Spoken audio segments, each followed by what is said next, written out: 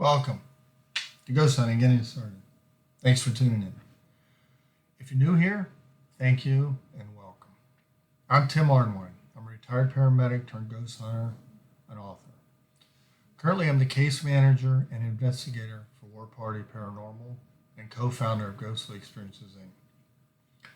Now, I want to thank everybody who sent in comments for our questions and comments segment later in the show.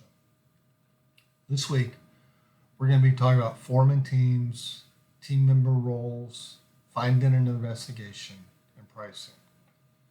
Okay? Now, listen, what you're about to start on, to many, may seem out of the box thinking. Don't worry about it. Be excited about it. Don't be afraid to talk about it. Because you're going to find that a lot of people believe in ghosts. And you're going to be amazed at how many people have actually had experiences. Okay? Now, they may have been waiting their whole lives for a person like you, a like-minded person, just to tell you their story. Now, these conversations may lead to potential team members or investigations down the road. Okay. Now, if you're planning on starting a team with some friends and like-minded people, that's great. If you don't have those options, there's a few resources you can go to look for team members. One is some called paranormal registries, something like paranormalsocieties.com and ghoststop.com. Now you go to these sites, you click on it, you look for teams in your area. Now click on the teams, all the contact information should be there. Get in touch with them. See if they're expanding their teams or looking for new members. Another way is keep an eye out for local meetups like ghost hunters or paranormal investigations. Okay? And a third way is, attend your local ghost hunting events. Now this is, like I said before, this is no longer an October thing. They're year round. They're usually held at historic locations and they're usually affiliated with a team.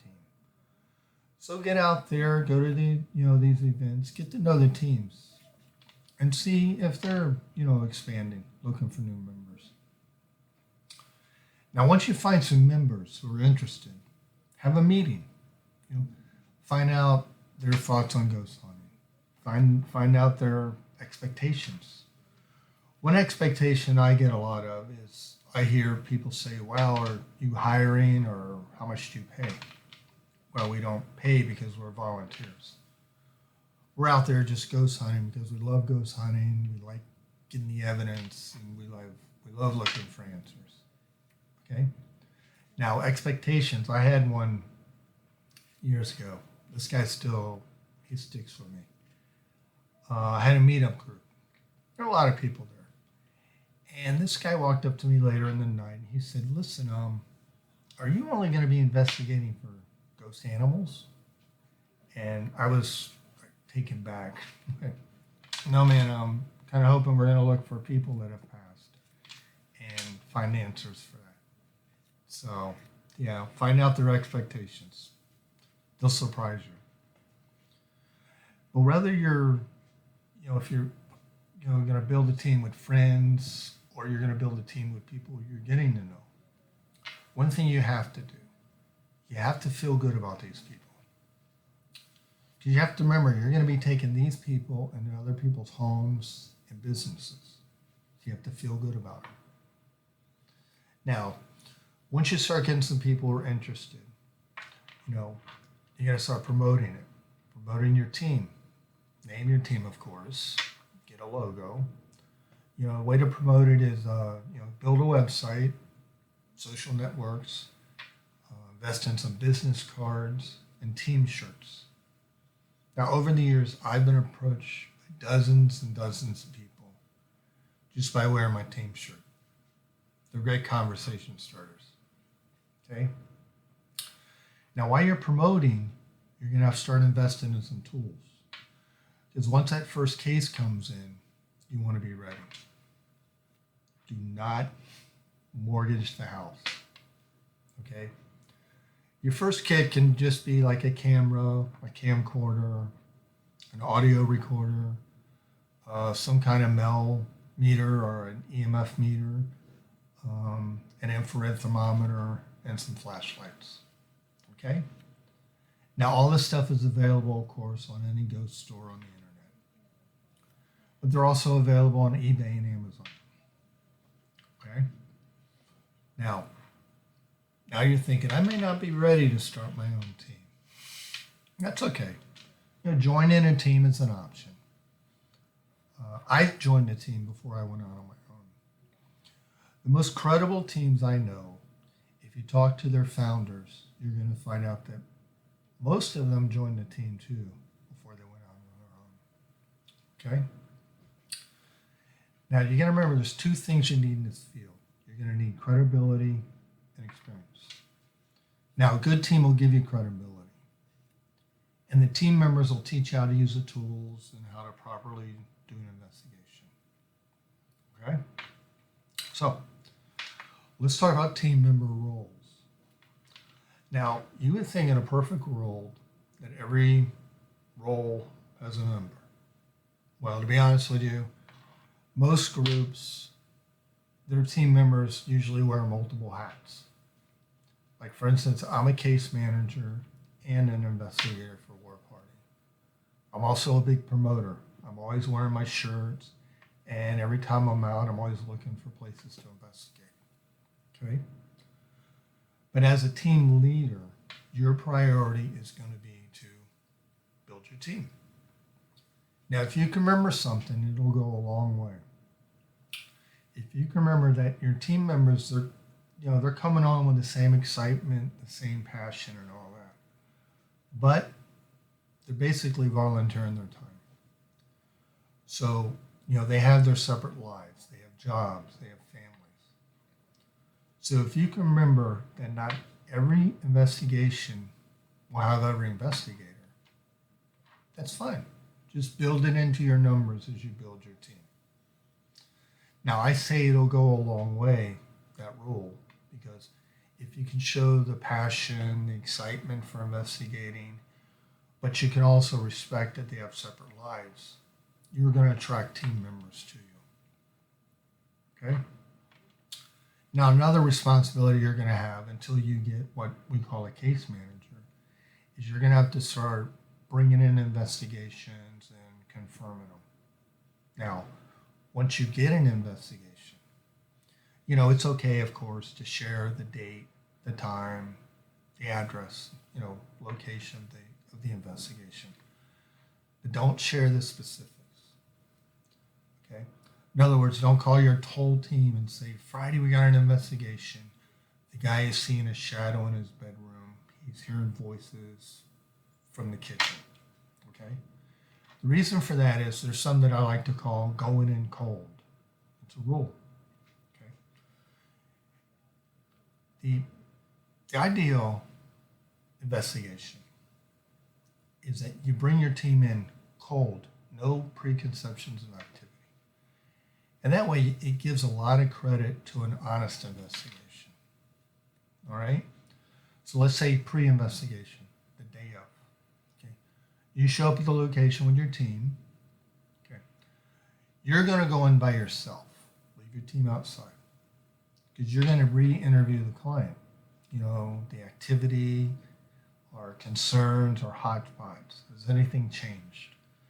Now, the reason you're leaving your team outside is because they're going to go in cold. All right? Now, the investigation starts once you bring your team in. Now, you can bring your team in and ask some of them to start, setting up equipment as per the interview to, present hotspots that the client thinks. You can ask some of your team to start doing baseline readings, and we'll discuss that later. But during the investigation, you might have to shift equipment because the activity might shift. In other words, the bedroom was thought to be the hot spot. It's quiet. But now, for some reason, the garage is kicking up. All right?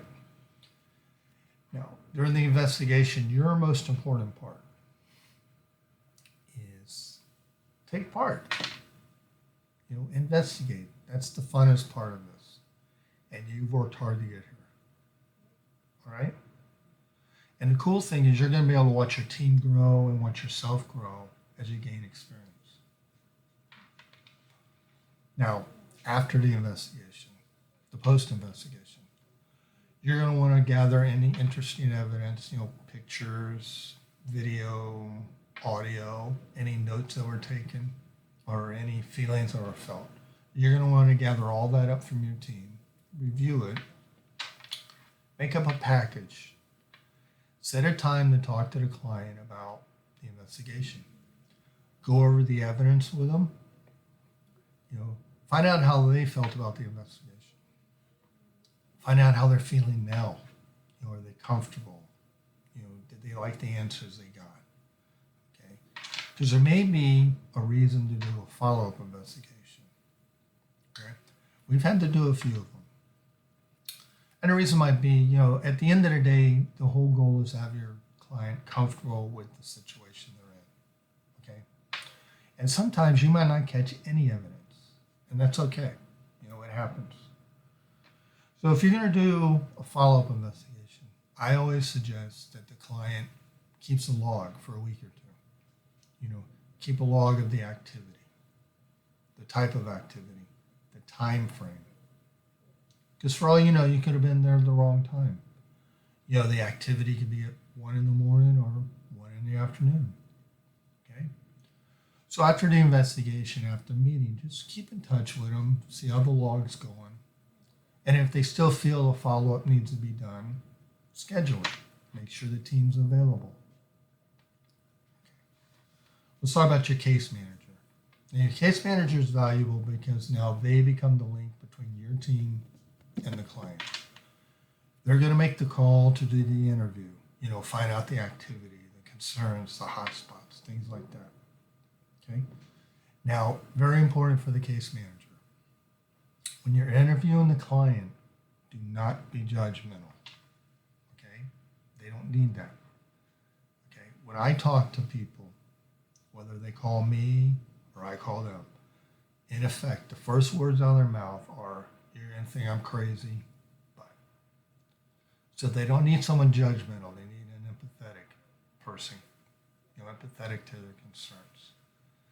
Now, once you get all this information, the activity, concerns, hotspots, address, you're going to get the phone number because you're going to be the contact. Just let them know that you're open, to call you if you need anything. If there's uptick in activity, any changes, things like that. Okay. Once you get all this information, and you're also going to set up a couple, possible dates for investigation with the client. Don't confirm it. Now you're going to want to take all this information, give it to the team leader only. Okay? Don't pass it around because remember, going in cold. Now once the team leader confirms the team is available, then you confirm it with the client. Because there's really no reason to confirm something with the client if you don't know if the team's available. All right, so just keep in touch with them. Okay, a couple days before the investigation, call to make sure everything's still on track. Just confirm it because you don't want your team showing up if it got canceled. Right? And for the case manager, you may be involved in the post-investigation meeting. The team leader may want you to go, or if they're busy and he wants it, he wants the client to get the evidence and the discussion in a timely manner, they may ask you to go. So it's the same thing. Get the evidence, sit down and talk to them about the evidence, the investigation. See if they think there needs to be a follow-up. Okay, if there does, just keep in touch with them. Tell them about the log, the suggestion, and just be in touch with them. And if they still think it's necessary, schedule one when the team's available. Okay? Now let's talk about investigators. Now investigators are your techie part of the group. But they've got to be the most proficient and most knowledgeable of the tools. And the reason for that is if you can prove that you're proficient and you're competent with the tools, then that really gives a lot of credit to the evidence you're going to present. Or if you don't get any evidence. Now, if you don't get any evidence, but everything went smooth that night, you were good with the tools and the equipment and all that, the client can only believe that you did your best. It was just the timing was off. After all, ghosts don't make appointments. Okay? Now, once you get all these things going, now you got to realize that your whole team can bring cases. Once your team grows, you got your investigators on, you got your case managers on, you got all that going. Your net is now growing of contacts. Anybody can bring a case to the team, an investigation. Just be sure they pass it through the case manager. That way you're keeping that rule of going in cold down to a middle. All right? So let's talk about some other members. You got sensitives, empaths, psychics, and mediums. Now, these are special people, and they have gifts, very special gifts in different ways. For instance, sensitives have an increased perception through their senses. Empaths, they're highly attuned to other people's energies. Psychics have ESP, particular through telepath and clairvoyance. And then your mediums, they can actually speak to others on other dimensions. Okay, they're very special people. Okay, now for the sake of discussion, we're just going to call them sensitives right now, so we don't really have to go through the list. Now, not every group starts with sensitive, and that's okay. Don't worry about it. Like I said, they're very special people. It takes time and patience to find one of these team members. Okay, if you have someone on your team that says, I think I'm a sensitive, I think I'm a medium, or one of them, if you pay close attention during the investigation, if you watch, their feelings, the activity, the evidence you're getting, and the client's concerns, if they start meshing together, they're going to prove themselves out. Okay? Now, I like to call these people the lights into the activity. And the reason for that is they can discern, present activity, so you can set up your equipment effectively. They can discern shifts in activity, so if you need to move equipment around. And they can actually give you key questions to ask in an EVP session. All right? Like I said, they're special people, they're very gifted.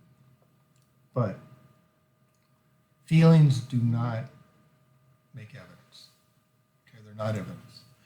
And the only reason I say that is in an ideal investigation, what you want to do is you want to marry their feelings, the evidence, the client's concerns, and the activity. You want to try to bring all that back into a little package to start giving you some answers of why the activity is happening. Okay? Now, another thing sensitives can do is they can do cleansings. Now, they can cleanse locations, cleanse your team after an investigation. They can cleanse the client after an investigation. But more important, they can educate the client how to better protect themselves going forward. Okay? Now, another role you might want to look at is researchers. Now, researchers are people who can research, the history of a location to see if there's any history that's relative to the activity. For example, once we did a business, and the chief complaint is women were getting scratched at this business. So the researcher dug in, and we did the investigation, and then we found out that when they were building this strip mall that this business was in, they had to halt construction because they found skeleton of a woman and a toddler buried there. So after we got, we judged the activity, the evidence we got, and then the client's concerns and the history. So we made an educated guess that the ghost is probably someone who's envious that these women are still Now, your last role is going to be your web people, your social network people.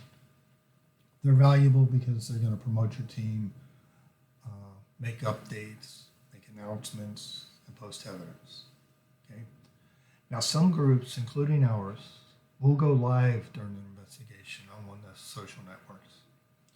But you got to remember, you got to get permission before you do this. Okay. This includes posting evidence. You got to get permission from the client because privacy is everything when it comes to the client, and it'll get out that you're very private. Your privacy is your thing. A lot of people, most people admire that. They kind of give a sigh of relief when you tell them that. Because I don't know anybody who wants their house splashed all over the internet as being haunted. Okay. I don't know. There's some businesses out there that don't want to be known as being haunted. So ask permission. Privacy is everything. Okay. So now listen, you have all these team members. Okay, you got a lot of roles. But not everybody's locked into a role. Like, for instance, your web people and your historians can also be investigators. That's the funnest part of this anyways. If somebody knows something about the location, they might be able to help the historian or the researcher. So not everybody's locked in. But there's something that everybody has to be mindful of, that the client is waiting for answers. Okay? They're sitting on pins and needles wondering what is going on in my location. Okay? So you got to be mindful and do your due diligence to get the evidence back as soon as possible so we can sit down and talk to the client about it. All right? So let's talk about finding an investigation because that's really where it's at. You want to get out there playing with the toys, looking for evidence, things like that. Now, finding investigations is basically getting your name out there, doing the legwork. You can do this by your website, you can do it by your social media, you can do it by casual conversations, you can local events. Now that you're part of a team or you have your own team, you can now be one of those paranormal teams on the paranormal registries. But the big thing is that your team, you and your team should just promote yourselves and your team. Okay? Now, I say local events because our team does a lot of public investigations for historic locations. Now, we don't make any money. It's usually a fundraiser for that location. Okay? We're there to get our names out. We get investigations from these events. Okay? The way I like to think of it is the tours, the historic location events we do. The tours, we're there to educate the public for the people who show up. Educate them what we do. And it's also a way to get our name out. Now the privates we do, the residentials, the businesses, things like that, that's where we get to help people by finding answers to their questions. Okay? Now, this one always gets me. Pricing. Now, some people get into this. Pricing has to be determined when you're forming your team. Some people get in this, they go, well, should I charge for an investigation or should I not charge for an investigation? Well, I'm telling you right up front, no credible team charges for investigations. Okay? I've personally never charged for an investigation. And I have 4 reasons for that. 1, if you're not charging money, then the client knows that they are your greatest concern, not just picking up a check. 2, if you're not charging for an investigation, then you can present the evidence in an honest manner. In other words, you're not obligated to tell this person what they want to hear. Because remember, credibility is everything in this, right? For example, I did a guy's house, and he was only in town for a few months, so he decided he wanted to rent a house while he was here. Now, within 2 weeks of living there, he found out he couldn't live there. He was always nauseous. He felt he was being watched all the time. So he called us out for the investigation, and we did it. We found a cool shadow figure. We got 2 good EVPs. Now, when I sat down and discussed it with the client, I showed him the video, I played him the audios. This guy was mad. He was furious we found something. And I simply told him, I go, well, that's why I don't charge you. Because then I'm not there to tell you what you want to hear. Okay? Remember, credibility is everything. Don't fake evidence, because it'll catch up with you. Okay, if you don't catch evidence, that's okay. There's some nights where you're not going to catch nothing, and that's okay. Okay? Now, the third reason I don't charge is because no one puts ghost hunting in their budget. Okay? And the fourth reason is I know that we're helping these people by doing the investigation. Okay? But I also know that they're allowing us into their house or their business, usually after hours, and they're allowing us to investigate, to gather evidence, and to gain experience. Okay? And no charge to us. So, now I periodically, I do get clients who are very insistent of giving us something. Okay?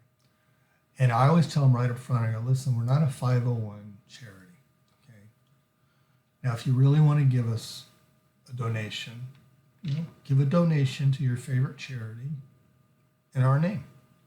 Okay? Pay it forward. But usually 99% of the time they want to give us the money, the donation. They were very grateful. And I always tell them, I go, listen, okay, if they're very insistent and I don't want to insult them, I'll take the money. But I always tell them right up front, I go, listen, this money is going to go towards food for the team, extra supplies, or maybe go towards a piece of equipment that we've been looking to get.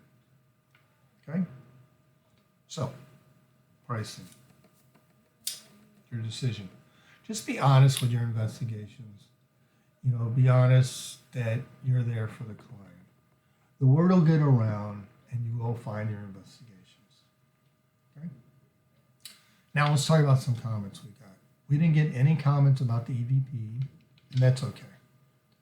We get a few comments, positive comments, that people enjoyed the stories I started throwing in last segment. I threw in stories to, illustrate the point I was trying to make.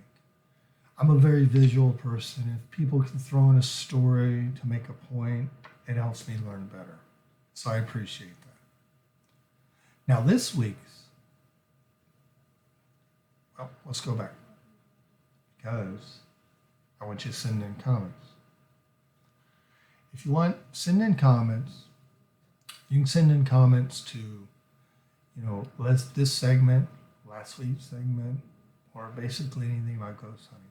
You can send the comments into ghosthuntinggettingstarted@gmail.com. You can send them into my Facebook, which is Long Hair Ghost Hunter, SOFL, or send them directly into the channel. Okay? And I appreciate anything you send in, any questions or comments. Now, what I was going to get to. As y'all know, we've been, tacking on some EVPs for you to review and, comment on. This week's EVP, we're going to go to a place called Yesteryear Village. Now, Yesteryear Village is basically a collection of, historic home or old business buildings. And they've all been brought into one location in Palm Beach. And it's world renowned. Particularly one place on the location called the Riddle House. It's been featured on Ghost Adventures. And last year it was part of the world's largest ghost hunt. So the whole place is world renowned. Now this particular EVP is going to come from someplace, a location in there called the Phone Building. Now I don't know the exact history of the place, but I'm thinking that years ago not everybody had a phone in their house. So this place was like if you went downtown to do a little shopping, you can stop it and make some phone calls if you had to. Now this EVP was taken on the front porch. We never went inside. It was taken on the front porch. I was with Scotty Burns. She's one of the co-founders for War Party. And we basically asked, what is your name? And we got a very clear 3 syllables, Oliver. So I'm going to leave it up. You guys listen to it. Let me know what you think. You know, if you heard something different, that's fine. There's something, like I always say, called hearing matrixing. So you can hear something different. Let me know. I have no qualms about that. Okay. Let me know if you think you heard Oliver, or let me know if you think you heard something else. Okay. So next week you want to maybe share with your friends who are in the ghost hunting, because we're gonna start getting into the investigation. Okay, we're gonna start talking about guidelines to investigations, types of investigations, types of hauntings, weather, and ghost hunting, and the best time to investigate. So share with your friends. Okay, it should be pretty fun. Okay. So listen, I want to thank you for tuning in. Thank you so much. And if you subscribe, thank you. If you like what we're doing here, you know, taking this journey, ghost hunting, getting started, and please subscribe. Okay?